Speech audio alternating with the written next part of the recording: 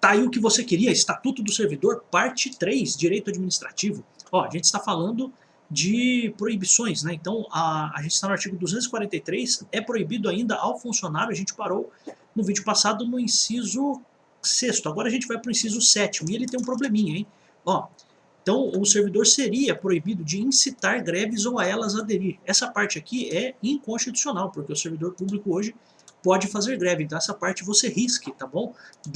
Do seu material aí. Ah, professor, mas não pode perguntar? Não, não pode perguntar porque é inconstitucional, não tem o que falar, tá? Então, essa parte está errada. Mas o restante aqui, você até poderia pensar que isso tem ainda sentido, ó. Então, ele está proibido de praticar atos de sabotagem contra o serviço público. Então, nesse ponto aqui, não me parece que é inconstitucional, tá? Então, de fato, é proibido praticar atos de sabotagem. Então, você é um servidor que trabalha na merenda do Estado e vai lá e coloca veneno, né, para sabotar o poder, sabe? Não tem como você fazer isso, tá? Claro, você vai matar pessoas, vai intoxicar pessoas, você não pode fazer isso. Você quer protestar, proteste de outra forma, é seu direito, é totalmente permitido que você faça a adesão aos sindicatos, né? Então isso não tem problema nenhum. Você pode reivindicar os seus direitos do jeito que você quiser, mas não pode praticar sabotagem, tá? Inciso 8º, é também proibido praticar usura. O que é usura? Usura, para quem não sabe, é o empréstimo a juros. Então, o servidor público não pode sair por aí emprestando dinheiro a juros para outras pessoas. Isso é proibido, tá? Segundo o Estatuto do Servidor. Também, ó, o inciso 9º, constituir-se procurador de partes ou servir de intermediário perante qualquer repartição pública, exceto quando se tratar de interesse de cônjuge ou parente até segundo grau. Veja que coisa interessante, né? Constituir-se procurador das partes, isso aqui é o que a gente sabe lá do direito penal de advocacia administrativa. Você se lembra desse crime lá do Código Penal, artigo 320, 321, não me recordo agora de cabeça, acho que 320. Ó, isso é o crime de advocacia administrativa. Então o servidor não pode constituir-se de procurador de partes ou servir de intermediário perante qualquer repartição pública. Só que ele pode fazer isso, segundo o Estatuto do Servidor, para quem? Para interesses do seu cônjuge ou parente até segundo grau. Então, de um certo modo, existe uma relativização da proibição da prática de advocacia administrativa. Então, entre aspas, a advocacia administrativa é proibida. Vou até colocar do jeito inverso. Ó. Só pode acontecer se o servidor estiver representando interesses do cônjuge ou parente até segundo grau, tá? Professor, mas isso não entra em confronto com o direito penal, tal, ó. Talvez até pudesse entrar, mas o Estatuto do Servidor permite, o que significa que para fins do nosso concurso não tem nenhum problema. Então, o servidor é proibido de fazer ou de praticar a advocacia administrativa, salvo se ele estiver tratando de interesses do cônjuge ou parente até segundo grau. Então, o servidor não pode ser procurador, não pode ser representante, procurador aqui é representante, tá? De nenhuma das partes dentro das repartições públicas, ou não pode servir de intermediário perante qualquer repartição pública. Mas ele pode fazer isso se a gente estiver falando de cônjuge ou parente até segundo grau. Então essa é a ideia. Então existe uma exceção aí para a advocacia administrativa, tá? Então é isso que diz o inciso 9º. Inciso 10º. O servidor não pode receber estipêndios. Ó, estipêndios aqui você poderia pensar como gorjetas, como comissões, tá? Então o servidor está proibido de receber estipêndios de firmas fornecedoras ou de entidades fiscalizadas no país ou no estrangeiro, mesmo quando a emissão referente à compra de material ou fiscalização de qualquer natureza. Então o servidor está proibido de receber gorjetas, comissões das empresas, ó, de firmas fornecedoras ou de entidades fiscalizadas.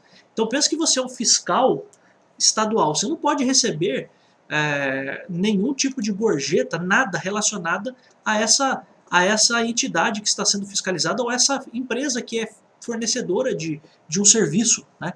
Por quê? Porque senão dá a ideia de que existe ali uma propina, ou dá a ideia de que, de algum modo, você pode querer facilitar. Se você é um fiscal do Estado, poderia dar-se a ideia de que você quer facilitar alguma coisa para essa empresa, para essa firma fornecedora ou para essa entidade fiscalizada, tá? E isso não pode acontecer nem no país, nem no Brasil, nem no estrangeiro, mesmo quando a gente esteja falando de missão referente à compra de material ou fiscalização de qualquer natureza. Então, não pode, tá? Não pode de forma alguma. Mesmo que o servidor, pense o seguinte, que o servidor trabalha no almoxarifado do Estado. Vamos pensar nisso. Então, ele está lá numa missão referente à compra de material. Ele vai lá comprar material. Ele não pode receber nada daquela empresa.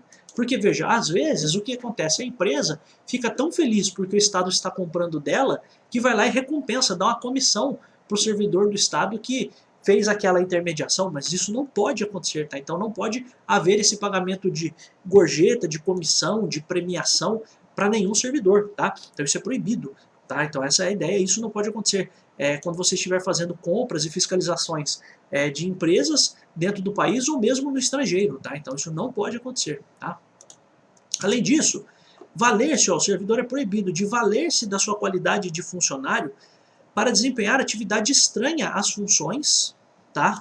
Então, atividade estranha às funções. Posso dar um exemplo para você? Vou até explicar isso para você, ó. Ou para lograr direta, lograr é obter, tá? Lograr é obter. Ou para obter direto ou indiretamente qualquer proveito. Então, veja só, o servidor não pode valer-se da sua qualidade de funcionário para desempenhar atividades estranhas às funções. Então pensa que um servidor, ele é presidente de um sindicato. Que geralmente o presidente fica afastado, mas imagine que ele é membro de um sindicato e ele quer que pessoas entrem para o sindicato. Ele não pode ficar fazendo ali proselitismo, ele não pode ficar ali querendo que as pessoas se filiem ao sindicato. Também, imagina que o servidor é de uma igreja, é de uma religião, e ele fica ali fazendo proselitismo. Ele fica ali querendo que as pessoas entrem para a igreja dele, né, querendo que as pessoas entrem para a religião dele. Não pode, tá? Isso é uma função estranha, isso é uma atividade estranha às funções do servidor, tá? Então o servidor pode fazer isso no horário do intervalo, pode fazer isso pelo WhatsApp, falando com as pessoas fora da repartição, tá tudo bem, não tem problema. Agora, dentro da repartição pública não pode, tá? Então você não pode fazer atividades estranhas às suas funções dentro da repartição, tá? Outra coisa que você não pode fazer é lograr ou obter qualquer proveito. Então você não pode obter proveito da sua qualidade, ó, da sua qualidade de funcionário. Então eu não posso valer-me da minha qualidade de funcionário para obter qualquer proveito. Vou te dar um exemplo, tá? Eu sou procurador, mas antes de ser procurador, para eu ser procurador eu preciso ser advogado, certo? Então imagine você que eu trabalho numa repartição pública estadual e eu sou advogado. Não sou nem procurador, sou advogado só, sou advogado. Mas eu não estou exercendo advocacia.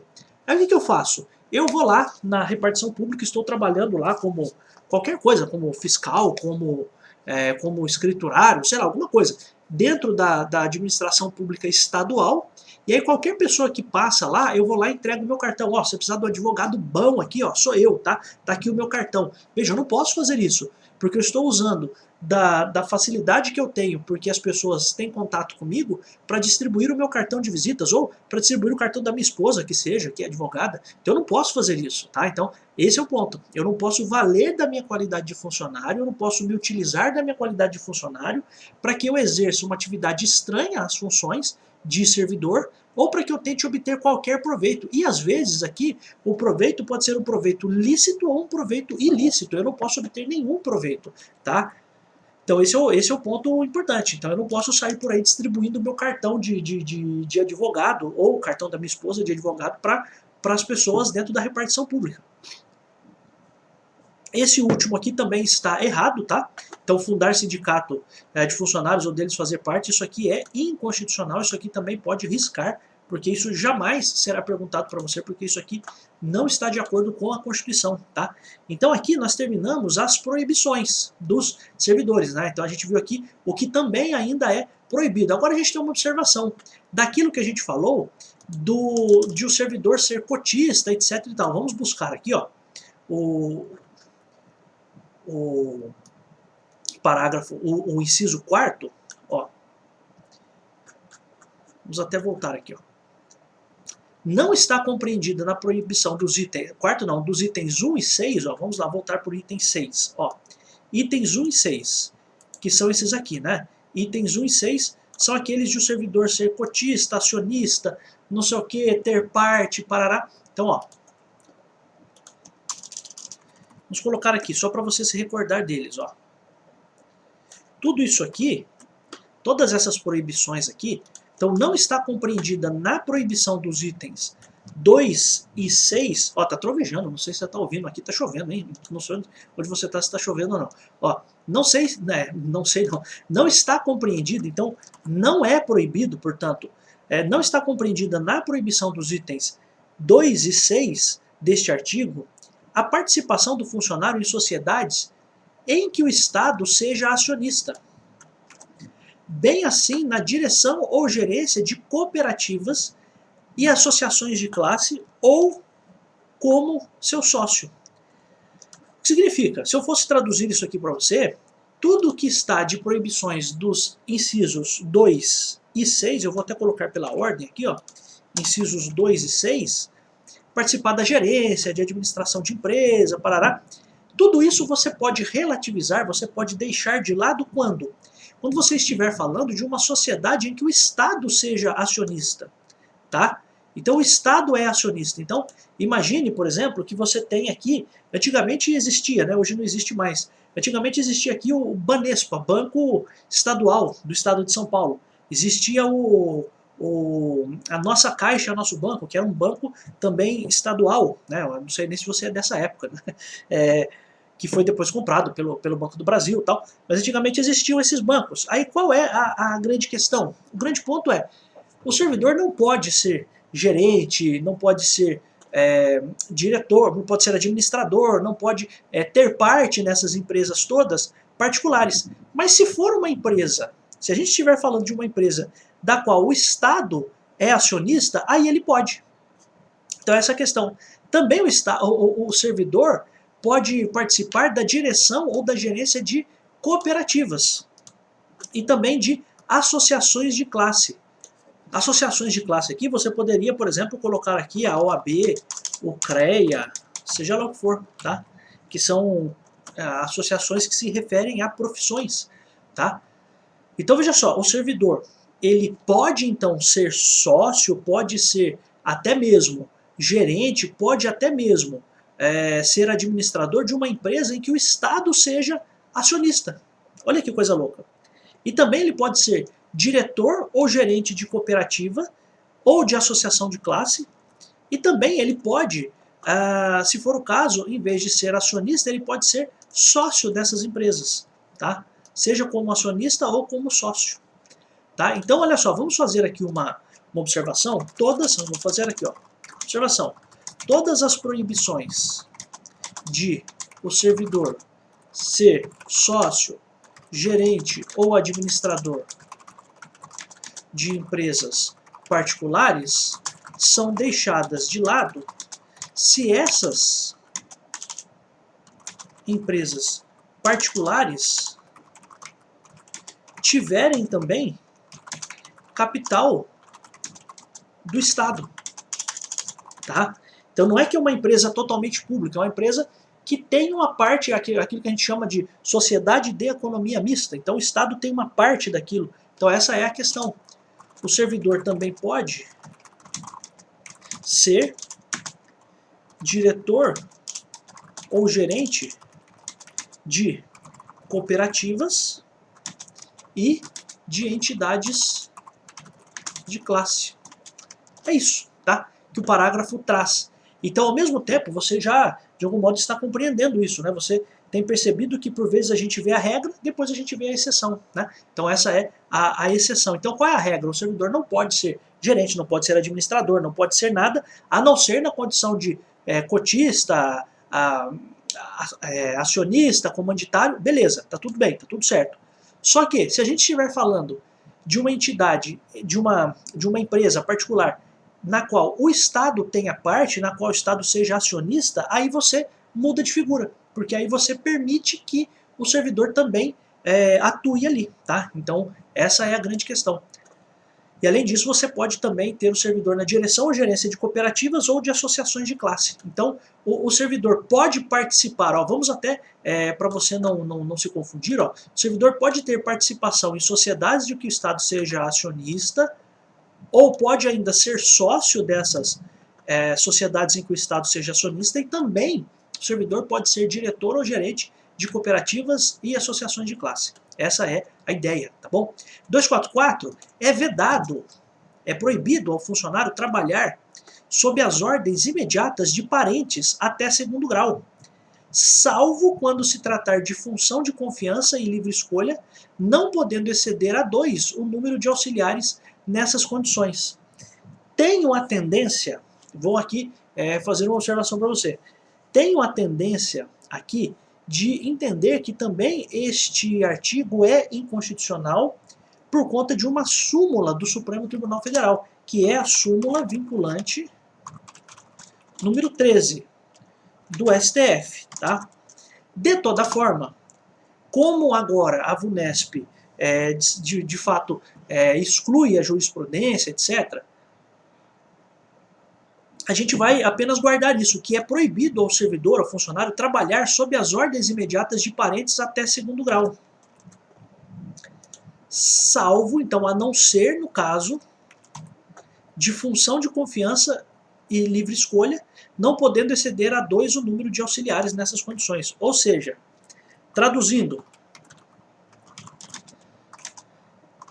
o servidor é proibido de atuar, de trabalhar, vamos colocar assim, sob as ordens de parentes até segundo grau. A não ser no caso de trabalhar em função de confiança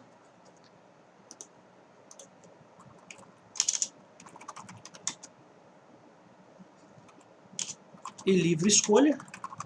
Então são aqueles cargos que a gente chama de função de confiança mesmo, né, que está lá na Constituição, até o número máximo de 2 auxiliares nesta condição de parentesco. Tá? Como, de certo modo, isso aqui tem uma regulamentação específica, a gente vai guardar, mas precisaríamos ver como é que a sua prova perguntaria isso, tá? Então, porque isso aqui, no fundo, é o que a gente chama de nepotismo. Mas, em tese, seria uma autorização da própria lei, uma relativização do nepotismo. Isso aqui tem a tendência de ser inconstitucional. Então, estou explicando para você o que é, mas isso aqui parece-me ferir, parece-me no sentido de, não é que eu acho, questão, às vezes o advogado fala parece-me, é porque é pelo seu parecer, né? Então, pelo meu parecer, isso aqui é inconstitucional, mas a gente precisaria ver como é que a sua questão do concurso traria isso. Meu palpite, a VUNESP não entraria numa bola dividida dessas. A VUNESP não é de entrar em bola dividida. A VUNESP não é de entrar em assuntos que possam levantar polêmicas. Então estou explicando que o servidor não pode trabalhar debaixo das ordens de parentes, ok, a não ser de parentes até segundo grau, a não ser que a gente esteja a falar de função de confiança, e neste caso poderiam ser até 2 pessoas nessa condição de parentesco até segundo grau. Tá? Então esse é o 244. Agora, então a gente viu as proibições. Então, o servidor é proibido de fazer o quê? O servidor não pode fazer isso aqui, não pode fazer um monte de coisa aqui. Então a gente viu os deveres, então o que ele tem que fazer, né? Que foi o começo aqui, algo que o servidor tem que fazer, o 241. Depois a gente viu as proibições do servidor, então a gente viu o que o servidor não pode fazer. E agora, então a gente viu a partir daqui, né, do artigo 2, a gente viu o 243 e viu o 242. Então assuntos que o servidor não pode fazer. Nossa, está dando uma ventania aqui, não sei se você está ouvindo, né? Mas olha só, então são proibições do servidor, então coisas que o servidor não pode fazer, 242 e 243. Só que agora a gente precisa dar um passo a mais. Qual é esse passo a mais? O passo a mais é o que vai acontecer se o servidor descumprir as suas proibições ou se ele descumprir as suas obrigações. Então agora a gente vai começar a ver, no capítulo 2, as responsabilidades. A gente vai começar a ver o que vai acontecer com o servidor que não cumprir seus deveres ou desatender as proibições. Consegue entender? Então, o que vai acontecer? Vou até colocar aqui como uma interrogação. O que vai acontecer com o servidor que não cumprir seus deveres ou desatender as proibições? E aqui a gente começa no 245. Então, o que vai acontecer com esse servidor? Ó, o funcionário é responsável por todos os prejuízos que nessa qualidade causar a fazenda estadual por dolo ou culpa devidamente apurados. Então, o servidor é responsável pelos prejuízos que causar a fazenda. Então, o servidor causou um prejuízo por dolo ou por culpa à fazenda, isso, claro, devidamente apurado, e aqui a apuração por um processo administrativo,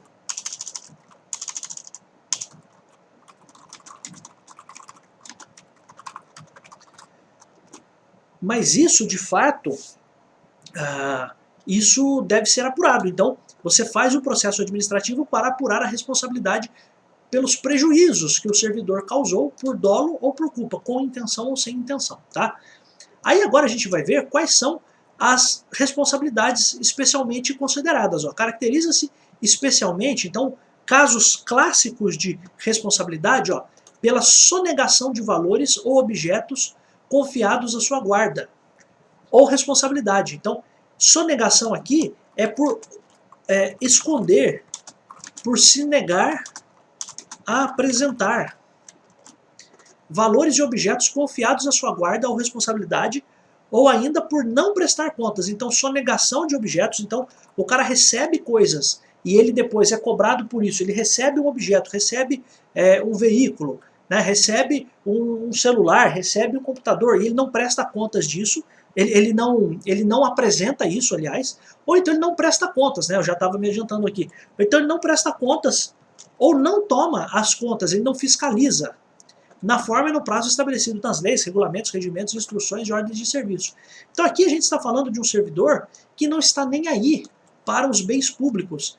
Ele recebe lá uma máquina de fotografia digital, fotografia não, coisa de velho, né? Uma câmera digital, né, para fazer os registros de algumas coisas. E aí o chefe do servidor fala, escuta aqui, traz de volta aí a câmera, e o cara não traz, tá? Então essa é a ideia. Então o cara está escondendo, está se negando a apresentar valores ou objetos que foram confiados à sua guarda ou responsabilidade.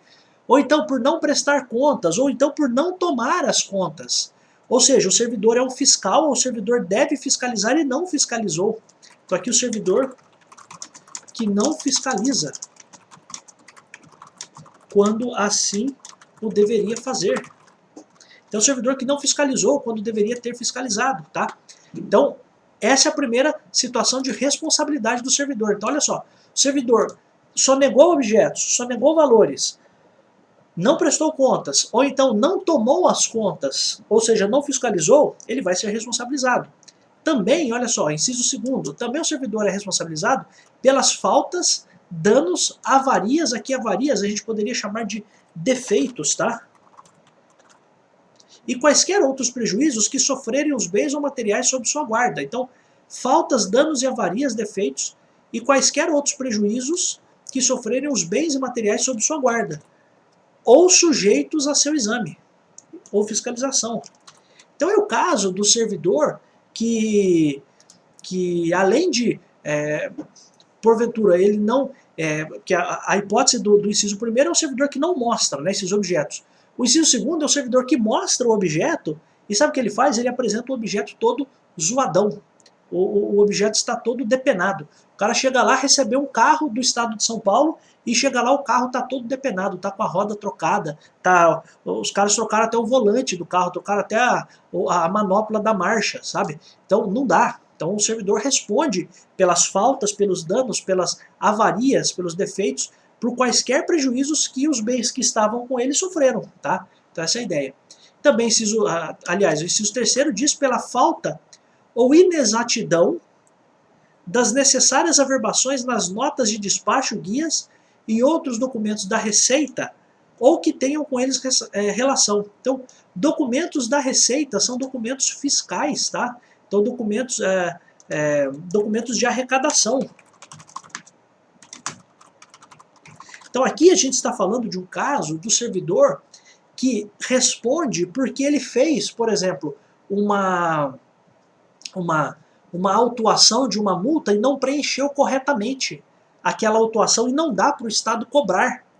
Ou então, o Estado tem lá o fiscal e o fiscal não preenche corretamente uma certa guia para gerar o imposto para que a empresa, para que a pessoa pague. Então, pela falta ou inexatidão das necessárias averbações nas notas de despacho, guias, aqui o mais fácil para você guardar são as guias, né? E outros documentos da Receita, tá? Ou que tenham com eles relação. Então o servidor faz um preenchimento de alguma coisa errada, arrecadação de dinheiro aqui, né? Então qualquer erro que ele tiver com relação a preenchimento de algum documento que tenha a ver com dinheiro, se o Estado deixou de arrecadar por culpa do servidor, isso aqui, ó, pense só, isso aqui seria uma responsabilidade do servidor, mas responsabilidade o quê? Administrativa. Além disso, lembre-se que, por exemplo, neste caso aqui, se o servidor não preencheu corretamente um documento para o Estado arrecadar, significa o quê? Significa que o servidor está trazendo um prejuízo ao erário. Então isso na esfera lá da lei de improbidade, isso aqui poderia ser um ato de improbidade administrativa que cause lesão ou prejuízo ao erário. Então veja que o mesmo fato pode se caracterizar tanto com problemas na esfera estritamente administrativa, como também pela lei de improbidade, tá? Então essa é a questão.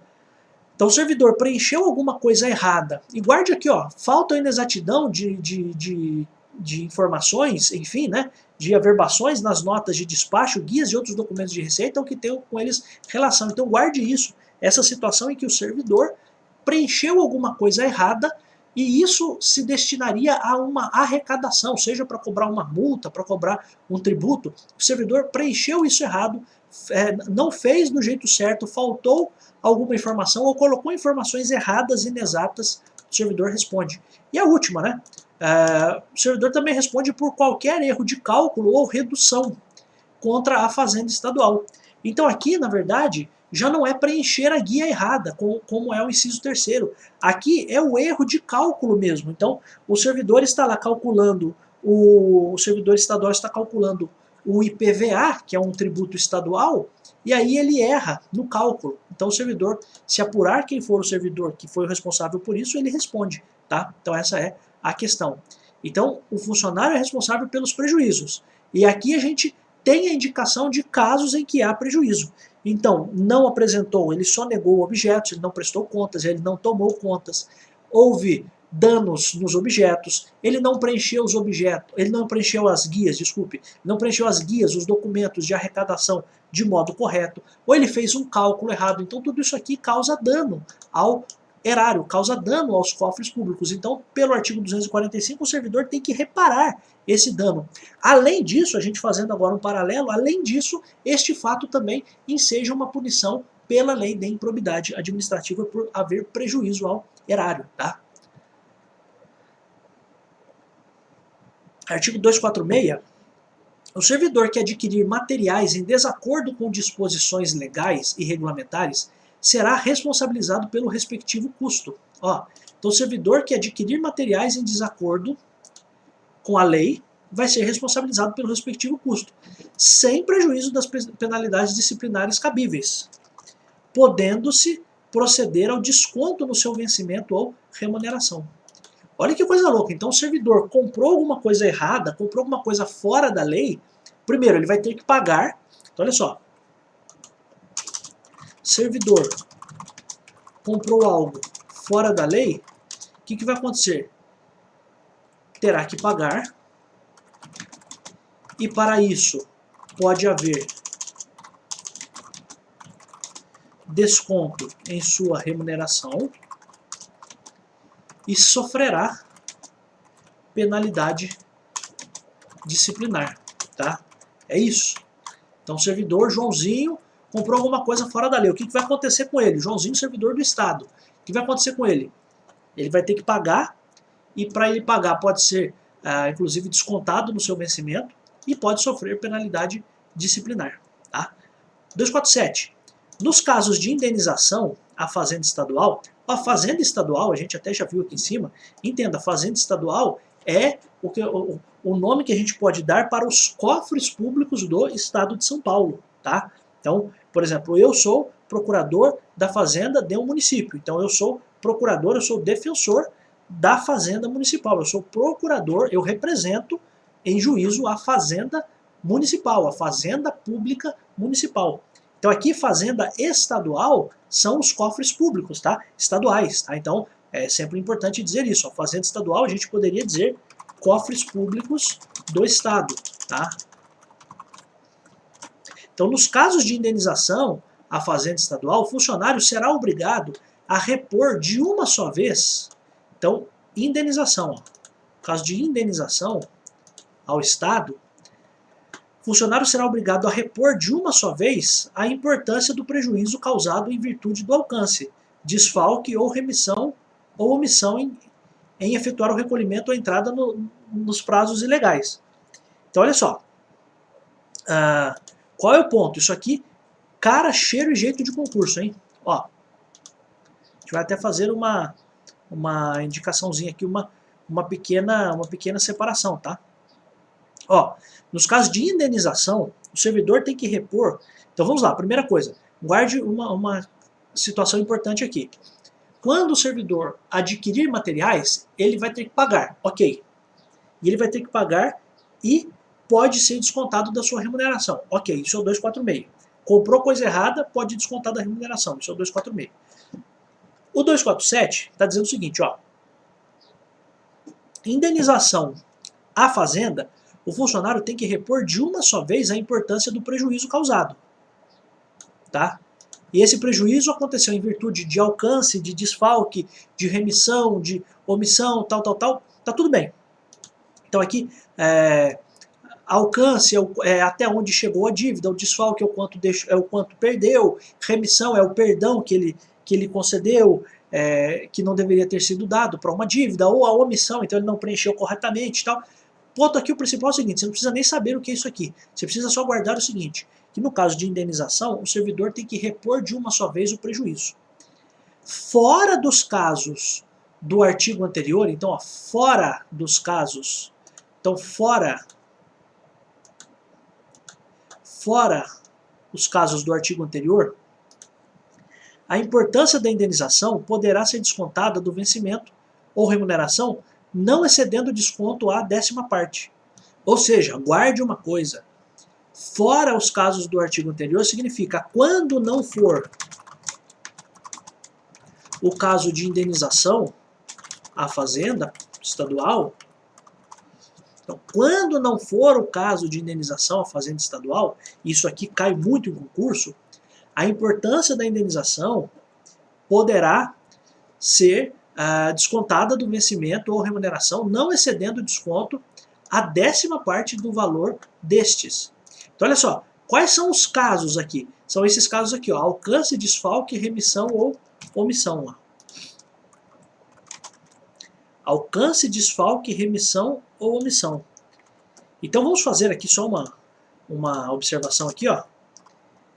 Quando não estivermos falando de alcance, desfalque, guarde esse quarteto, hein? Remissão ou omissão.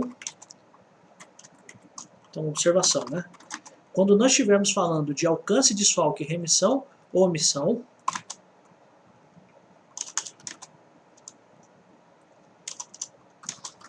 a indenização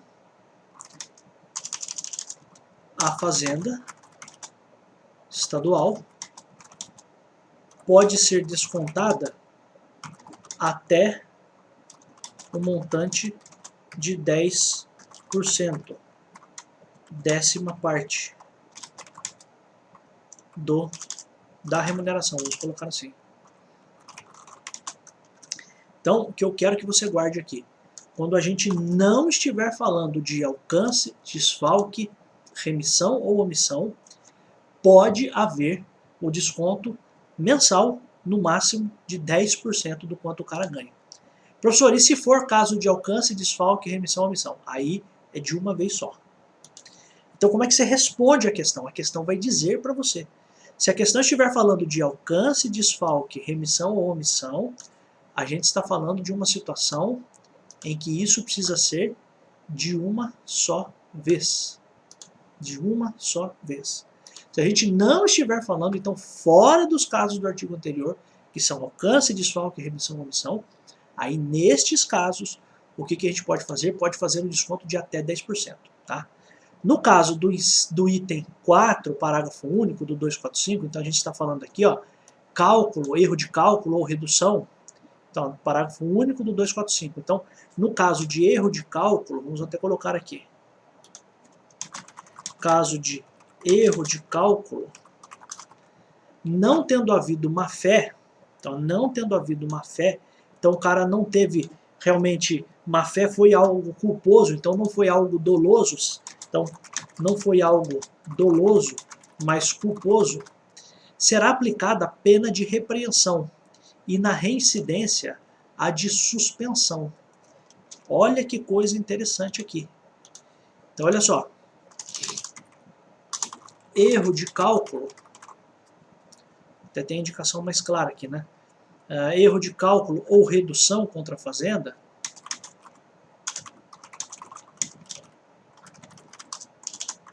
sem má fé, e isso é importante, sem que tenha havido má fé, porque se a questão disser que houve má fé, não se aplica isso, tá? Se houve má fé, são outras penalidades. Então, se não houve má fé, então se o cara fez aquilo realmente desatento, mas não houve dolo, foi um ato culposo, a pena será de repreensão. A gente vai ver como que se dá essa repreensão. E se repetir o erro, suspensão. Tá? Então já é uma penalidade importante aqui para você guardar. Tá? 249, ó, será igualmente responsabilizado, então também será responsabilizado o funcionário que, fora dos casos expressamente previstos nas leis, regulamentos ou regimentos, cometer pessoas estranhas às repartições. Cometerá pessoas, falei cometer pessoas, não, cometerá pessoas, né? Então, é colocar pessoas estranhas dentro das repartições. Para quê? Para fazer o desempenho dos encargos que lhe competirem ou aos seus subordinados. Ou seja, o servidor não pode chamar seu irmão, sua mãe, seu pai para fazer as suas funções ou para fazer as funções de seus subordinados. Então você trabalha lá na arrecadação tributária, você tem um funcionário lá ruim para fazer conta, mas a sua esposa é boa de conta. Você fala para sua esposa, vamos lá no trabalho para você me ajudar lá. Não tem isso, não dá para fazer isso. Por quê? Porque o servidor, e veja, isso não tem nada a ver, por favor, com trabalhar com os auxiliares aqui do 244. Eu estou falando pessoas estranhas que o cara não está nomeado, não está nada. Você chega lá, você fala pro seu filho assim, ó, filhão, vamos, preciso fazer umas coisas aí, vamos lá com o papai, me dá uma força aqui, pra você me ajudar em umas coisas aqui. Isso não é possível, tá? Porque o servidor não pode cometer a pessoas estranhas, não pode entregar, aqui seria entregar para pessoas estranhas o desempenho de encargos que lhe competirem ou competirem aos seus subordinados. Tá? Então, o servidor não pode, com todas as aspas, terceirizar as suas próprias atribuições ou as atribuições de seus subordinados. Tá? Então, ele não pode fazer isso. Ele não pode simplesmente entregar para terceiros alguma coisa que era dele. Imagina você escrevente, aí você não gosta muito de digitar, você até passou na digitação, mas você não manja muito, você leva lá seu filho que digita igual louco e começa lá a fazer as coisas, daí você coloca ele lá para ficar digitando as coisas para você. Não dá. Por quê? Quem passou no concurso foi você. Tá? Então não pode, é óbvio, mas eu preciso dizer isso para você. Tá? Então vamos lá. 250. A responsabilidade administrativa. O que é responsabilidade administrativa? A responsabilidade administrativa é responsabilidade na condição de servidor. Não exime o funcionário, então não retira do funcionário a responsabilidade. Então não exime, ou seja, não afasta não afasta o funcionário da responsabilidade civil ou criminal, que no caso couber, nem o pagamento da indenização a que fica obrigado na forma dos artigos 247 e 248, o exime da pena disciplinar em que incorrer. Então, nem o pagamento da indenização, vamos colocar de outra cor, nem o pagamento da indenização o exime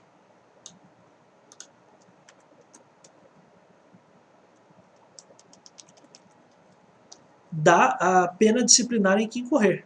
Então, olha só, a responsabilidade administrativa não exime o funcionário da responsabilidade civil ou criminal que, no caso couber, nem o pagamento da indenização que ficar obrigado na forma do 247 e 248, que são essas indenizações aqui, por ter que repor a fazenda de uma só vez, ou ter que repor até 10%.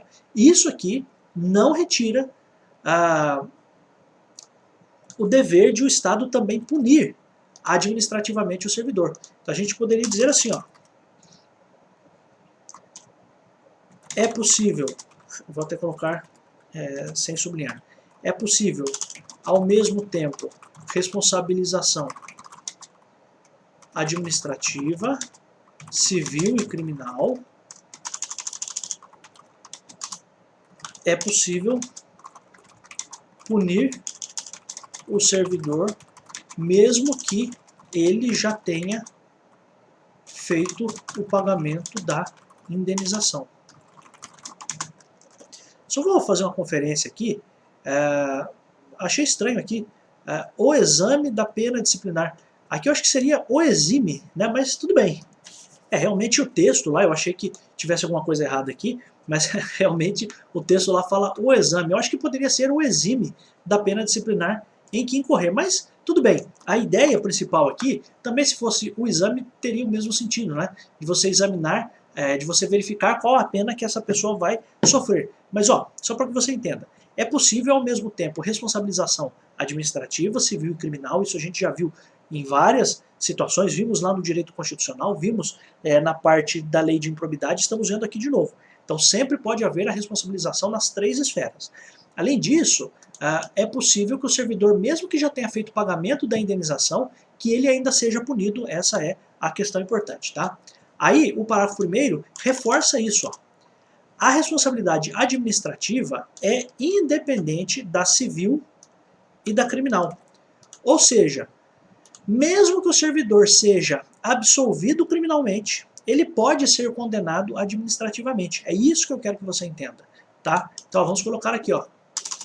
Mesmo que o servidor seja absolvido criminalmente ou na esfera civil, é possível ainda sua punição administrativa. Por isso que a gente diz que é independente. Então pouco importa o resultado da apuração civil ou da apuração criminal. Isso por si só já pode ser uma responsabilidade administrativa. Então elas são instâncias independentes, tá? Isso é o parágrafo 1º. Parágrafo 2º, ó. Sempre que você estiver vendo, já falei isso para você, né, o NR aqui, você pode apagar se você estiver com o documento no Word, porque isso significa apenas que foi só uma nova redação. Então ele tinha uma redação quando foi feito o texto de um jeito e agora tem de um outro jeito, ó. Então a gente tem aqui de novo, ó, NR. Então significa que esse parágrafo 3º algum dia foi escrito de algum outro jeito e agora está de um jeito novo, tá? Só isso, pode apagar sempre, tá? Uma vez uma pessoa perguntou, professor, eu preciso decorar onde tem esses NRs? Não, não precisa, pelo amor de Deus, tá? Não fica neurótico com isso, tá? Mas parágrafo 2º, ó, para a gente acabar aqui até o parágrafo 3º. Será reintegrado ao serviço público no cargo em que ocupava e com todos os direitos e vantagens devidos, o servidor absolvido pela justiça. Então, reintegrado ao serviço público, o servidor absolvido pela justiça, mediante simples comprovação do trânsito em julgado da decisão que negue a existência de sua autoria ou do fato que deu origem à sua demissão. Então, olha só, isso aqui pode, de algum modo, confundir sua cabeça. Mas eu vou explicar para você, ó. De novo, vou repetir o parágrafo 1º. A responsabilidade administrativa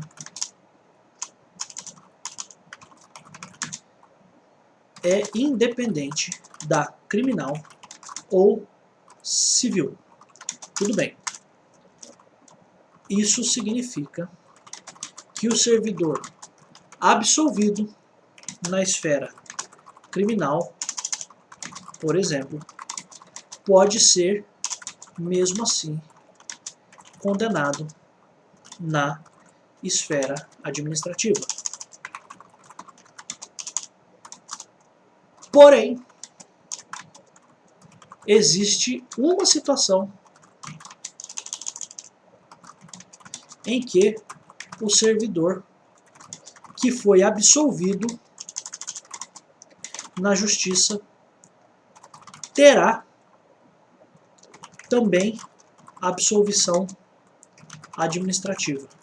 Porque veja só, a pessoa que é reintegrada ao serviço público significa que a pessoa será absolvida na esfera administrativa, tá? É isso, a pessoa foi reintegrada ao serviço público, significa o quê? Que ela estava afastada por uma decisão administrativa e está voltando. Quando que essa pessoa vai poder usufruir disso, de ser absolvido, ser inocentado na justiça, e isso ter um reflexo na esfera administrativa? Quando a gente tiver uma decisão transitada em julgado, ó, sempre trânsito em julgado, meus amigos. Pensem o que for, mas sempre precisa do trânsito em julgado. Nunca pode nem condenar, nem absolver, nem nada, sem trânsito em julgado. Isso é do jogo, né? Goste-se ou não, né? Mas olha só, fecha parênteses, né? Então, sempre você precisa do trânsito em julgado. Aqui, veja só, você precisa do trânsito em julgado para quê? De uma decisão que negue a existência da autoria ou do fato que deu origem à sua demissão. Então, olha só para a gente entender qual é a linha de argumentação. A responsabilidade administrativa é independente da civil ou da criminal. Isso significa que o servidor absolvido, inocentado na esfera criminal, por exemplo, ele pode mesmo assim ser condenado na esfera administrativa. Porém, agora a gente vai para o porém. Existe uma situação em que o servidor que foi absolvido na justiça terá também absolvição administrativa. Quando houver decisão judicial que diga que o fato não existiu,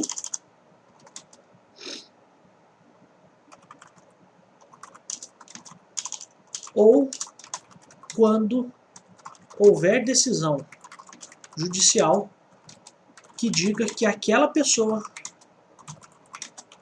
não era autora dos fatos, ou do ilícito, vamos colocar assim. Então olha só, parece contraditório, mas não é, você precisa fazer, e por isso que às vezes o direito, né, para quem não é do direito, acaba parecendo muito complexo, muito estranho, né, porque por vezes a gente precisa entender um argumento e precisa entender até onde vai esse argumento e qual é a exceção desse argumento. E eu explico isso para você como? Dizendo o seguinte, ó, pensa o seguinte, fulano foi condenado na esfera administrativa.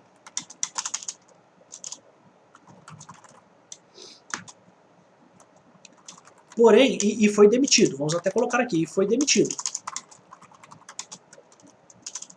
Afastado do cargo. Porém, em um processo, e aqui vamos colocar, ó, foi afastado do cargo em processo administrativo. Só para deixar bem claro. Porém, em um processo judicial, ficou provado que fulano não cometeu aquele fato. Ou ficou provado que os fatos em si não existiram.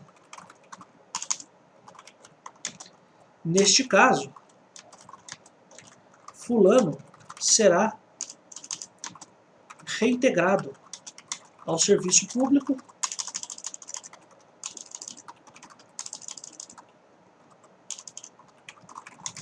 o que significa que ele será inocentado na esfera administrativa.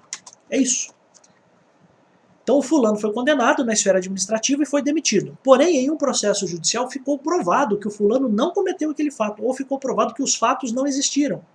Neste caso, o fulano será reintegrado ao serviço público com todos os direitos, etc. E significa que ele será inocentado na esfera administrativa. Então agora, como que a gente poderia, só para a gente finalizar isso aqui, o que eu quero que você tenha em mente?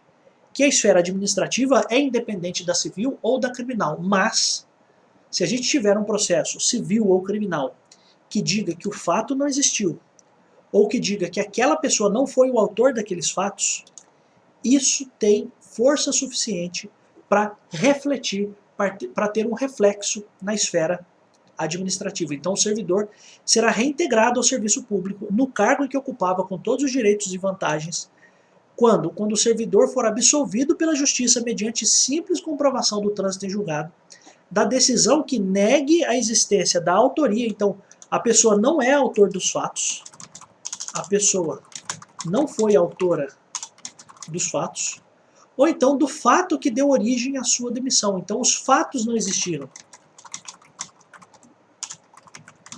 É improvável? Sim, é improvável, mas não é impossível.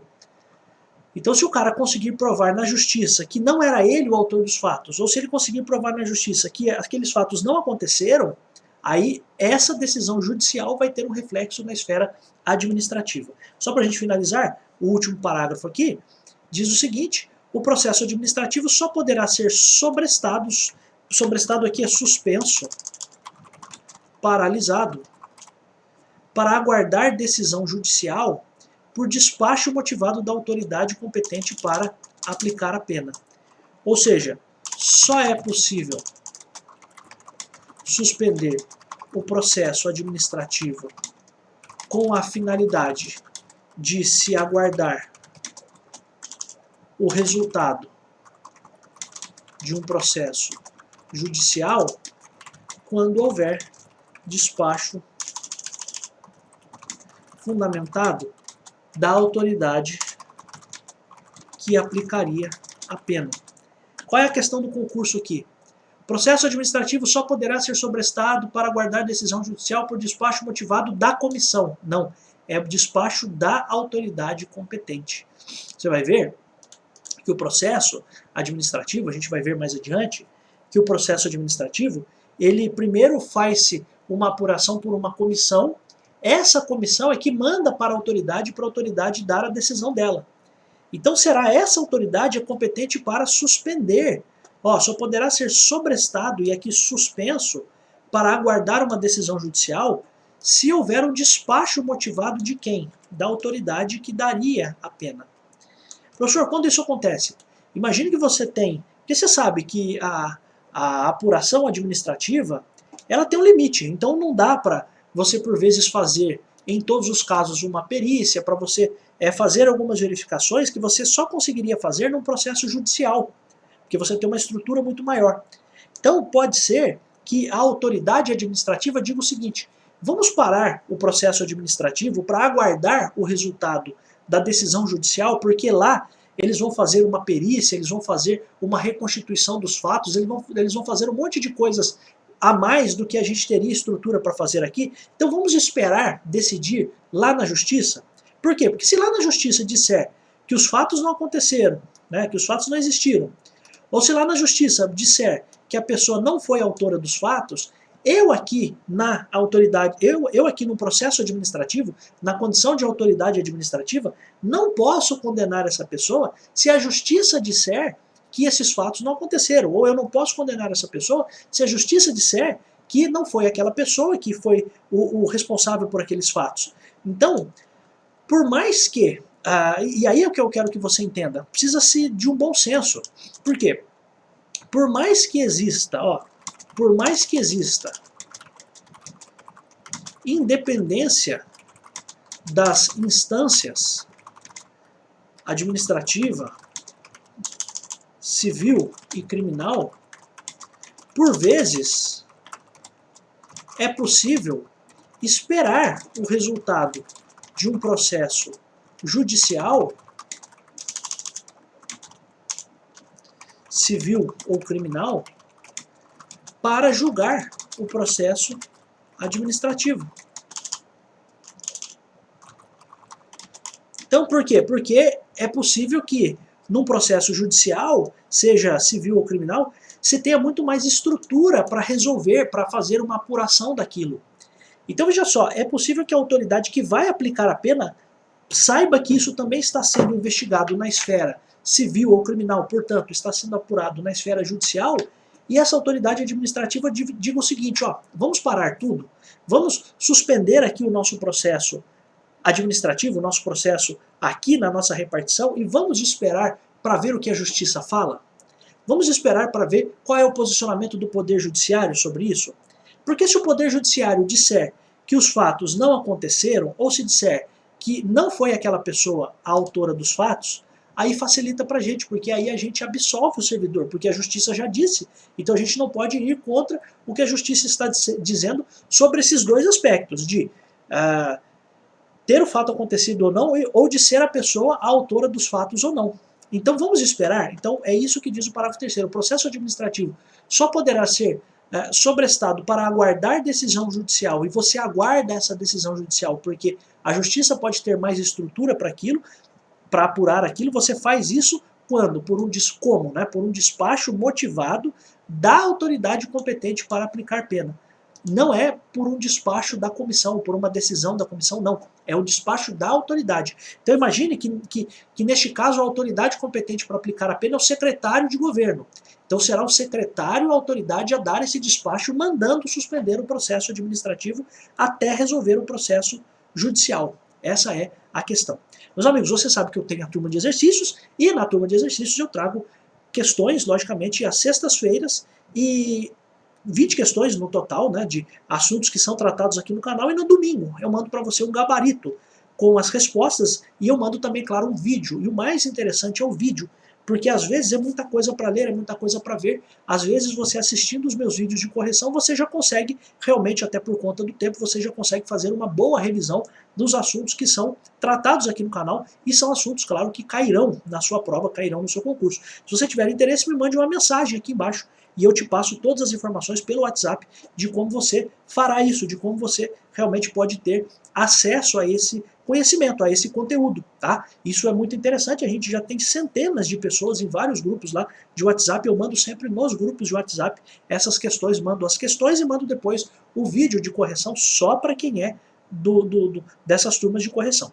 Aí veja só, se você quiser também ter acesso aos conteúdos de correção e de questões que eu já fiz anteriormente, você também pode entrar, e aí você pode ter acesso a cada um desses conteúdos pelo valor também de R$10. Então, para cada um desses meses você paga R$10, se você quiser. É claro, você não é obrigado a nada. Se você quiser apenas fazer uma experiência e entrar nas turmas de setembro, você pode entrar. Se você quiser também já o conteúdo anterior, porque você entende que a forma como eu ensino é confiável, se você entende que a forma como eu ensino é adequada para você, porque tem gente que gosta, tem gente que não gosta da forma como eu trago os assuntos aqui. Se você gosta, se você se identifica, aí o que você faz? Você me mande uma mensagem, eu te mando aí as informações para você fazer o depósito, a transferência, o Pix, a forma como você achar melhor de fazer este pagamento, de você fazer este depósito. Então, se você quiser, se você tiver interesse, o meu número de WhatsApp está aqui embaixo, na descrição do vídeo. Se você tiver alguma dificuldade, pode me mandar uma mensagem aqui no comentário, dizendo, professor, eu quero o seu número de WhatsApp, então,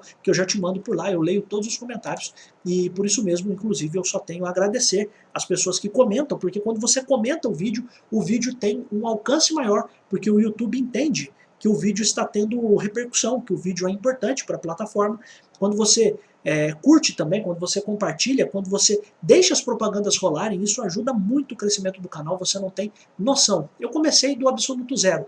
Eu comecei com uma pessoa só no canal, que era eu, né? E hoje a gente já tem, nesta data, mais de 4.000 pessoas no canal, o que me deixa muito feliz. E dessas 4.000 pessoas, a gente tem centenas, várias centenas de pessoas nas turmas de exercícios, o que me deixa muito feliz, né, que me deixa muito satisfeito pelo trabalho, pelo reconhecimento do trabalho que está sendo feito aqui. Eu fico muito feliz por todos que estão aqui. Eu volto em tantos outros vídeos, porque você sabe. Se você tiver interesse, claro, antes disso, né? Se você tiver interesse nas turmas de exercício, me manda uma mensagem aqui para você entrar, tá? E eu volto em tantos outros vídeos, porque você sabe, eu adoro estar aqui